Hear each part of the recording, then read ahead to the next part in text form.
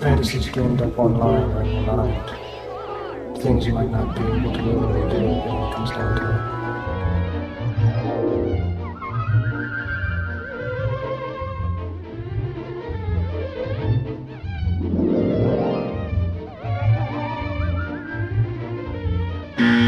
Daydreaming again? Well, Nathan, there's something I gotta tell you.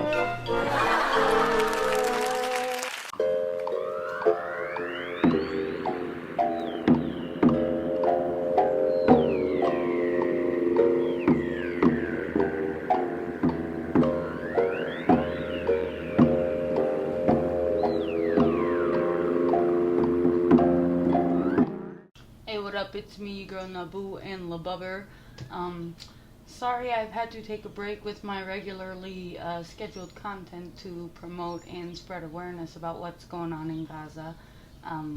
Stay informed, stay aware, because shit is not Gucci at all. But anyways, here we are back with some regularly scheduled To Catch Predator content. Nathan Downhour, the dreamy freakazoid predator who is a freak in the streets and in the sheets, and also is a graduate of the Ben Shapiro School of Gynecology. Let's just get right into it. Also, keep your eye out soon for Morticia's chat log reading of his, so that you all can really get into the nasty, ridiculous nitty-gritty of just how badly he understands anatomy and the female body and etc. Alright, here we go. He's so tall and dreamy and green-eyed. Hey, Nathan? Yeah. I just cut the crap out of my toe. I'm getting a band-aid. Hold up the kitchen counter. Classic Dell. Always fucking her toes up. Hey, Nathan? Hey, Nathan. I just cut the crap out of my toe. I'm getting a band-aid. Hold up the kitchen counter for a second, okay? Everything is so low energy. Chris's face. But like, why is it so quiet? It almost seemed like the beginning of a TV show, right? Yeah. I just cut the crap out of my toe. I'm getting a band-aid. Hold up the kitchen counter. Goddamn Dell. Will someone please invest in some steel toe boots for Dell? Jesus Christ. For a second, okay? Where's the banana? Where's your plate? Oh my God. In this case, as in the previous investigations, we worked with the computer watchdog group, Perverted Justice. RIP.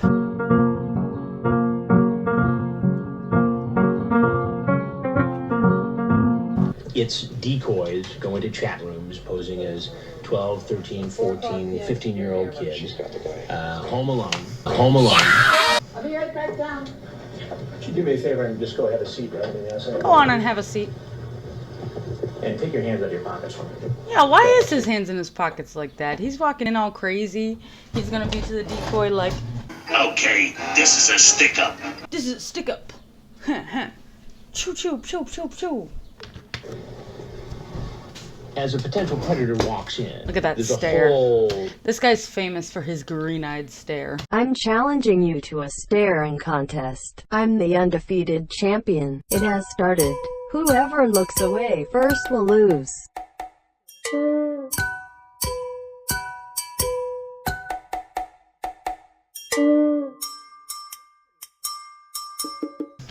Other investigation starting outside the house. The sheriff's department is moving into position, trying to monitor what's going on, so there are no surprises. The police are set up in a house across the street. There's a motorhome. Why does Chris sound bored? Entire area covered. What are you doing here? That neck action on Chris. You know, they've got the entire area covered. What are you doing here? What are you doing here? What are you doing here? Came to visit somebody? Who did you come to visit? Came to visit somebody. Katie? Katie. How old is Katie?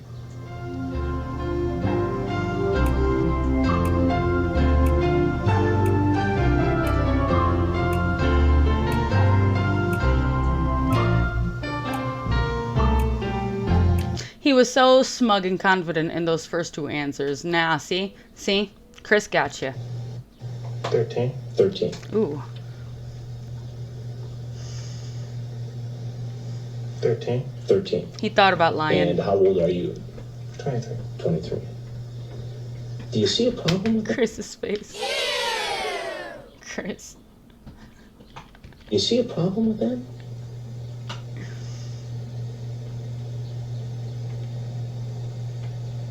That's yes.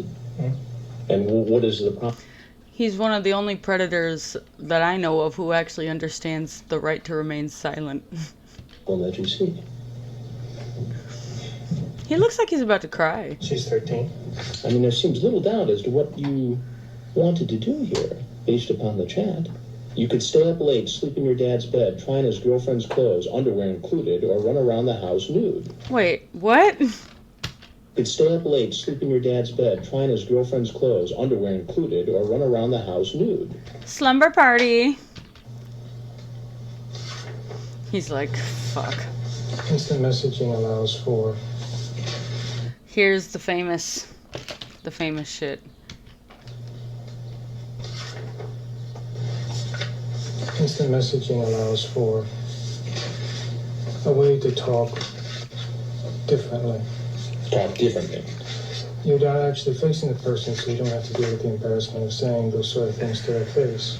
Oh, so you would feel embarrassed if you said that to a 13-year-old girl to her face? Or would you feel absolutely ashamed? So it doesn't bother you I am 13. What a coward. That's the other thing. Like, these internet predators are such fucking cowards. No, it's cool. Face your fucking victims. Or rather, don't, actually. Jesus Christ. You get into very graphic detail about what you want to do to her. Fantasies dreamed up online are in your mind. Things you might not be able to willingly do when it comes down to it. Daydreaming again?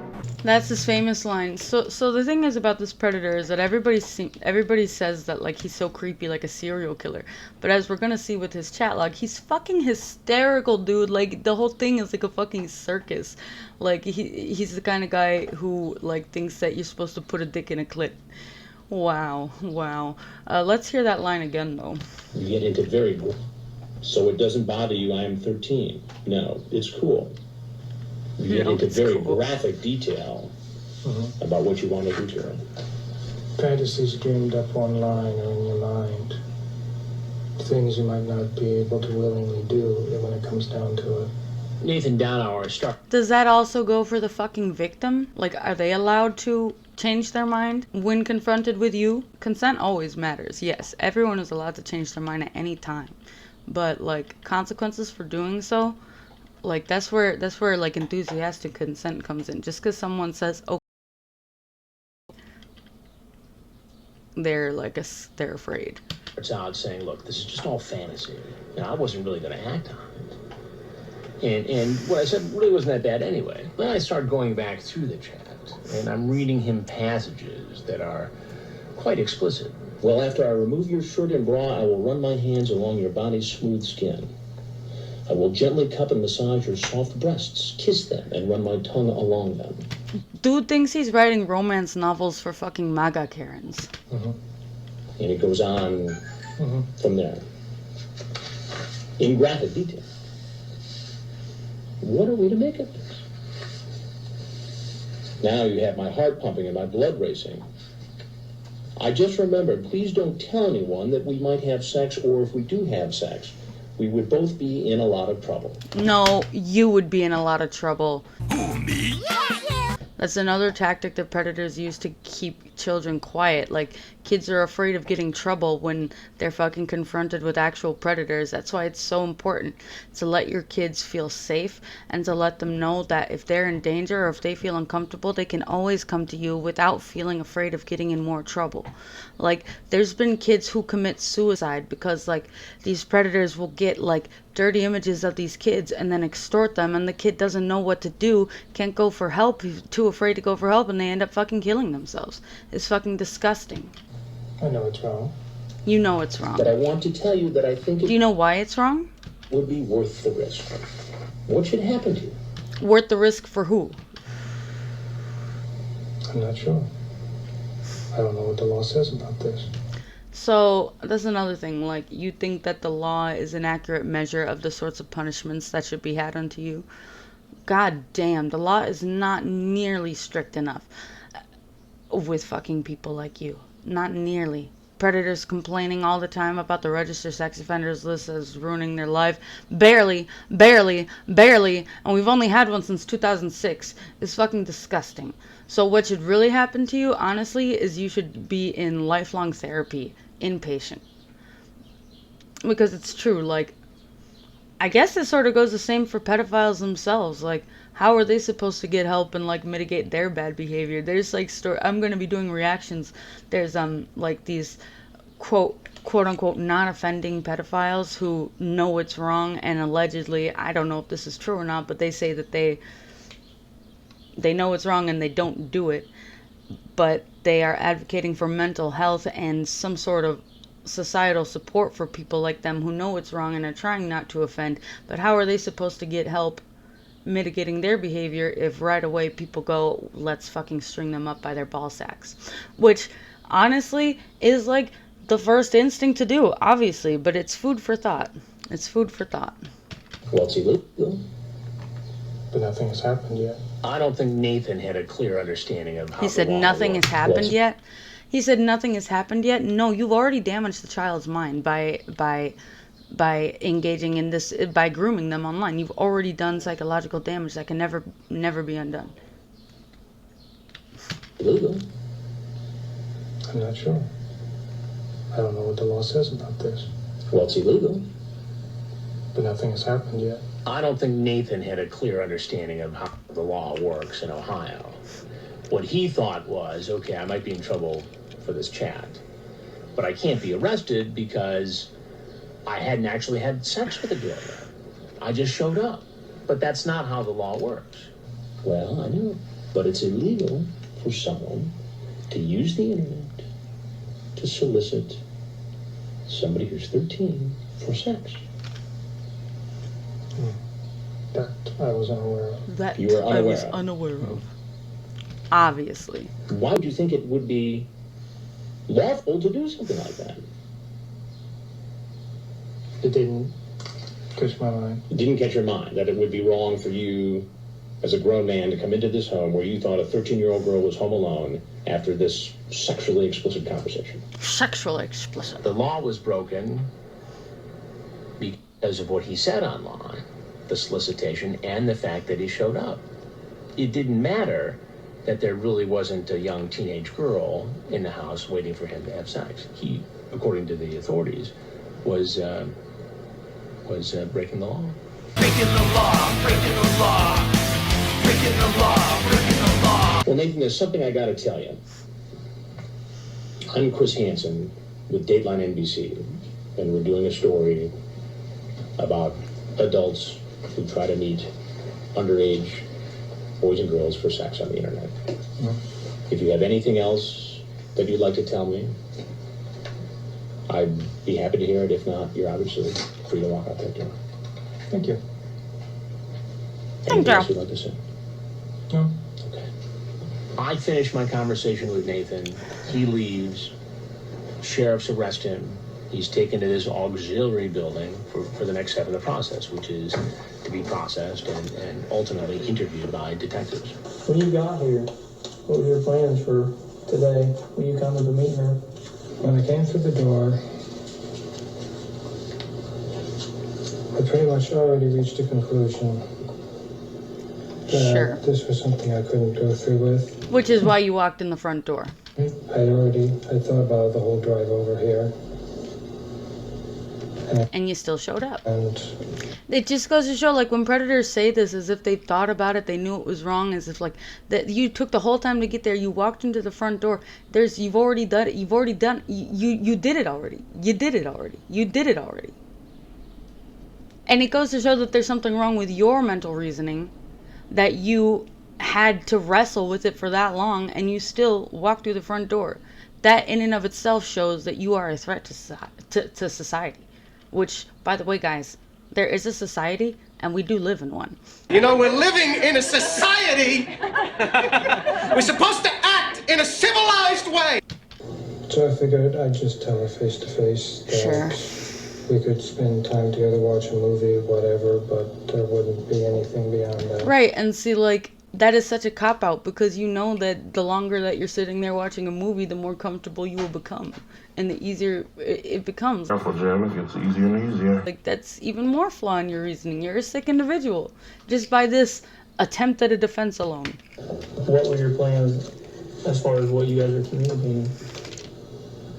Our plans as far as we were communicating, or as far as I was thinking at the moment, was a sexual activity.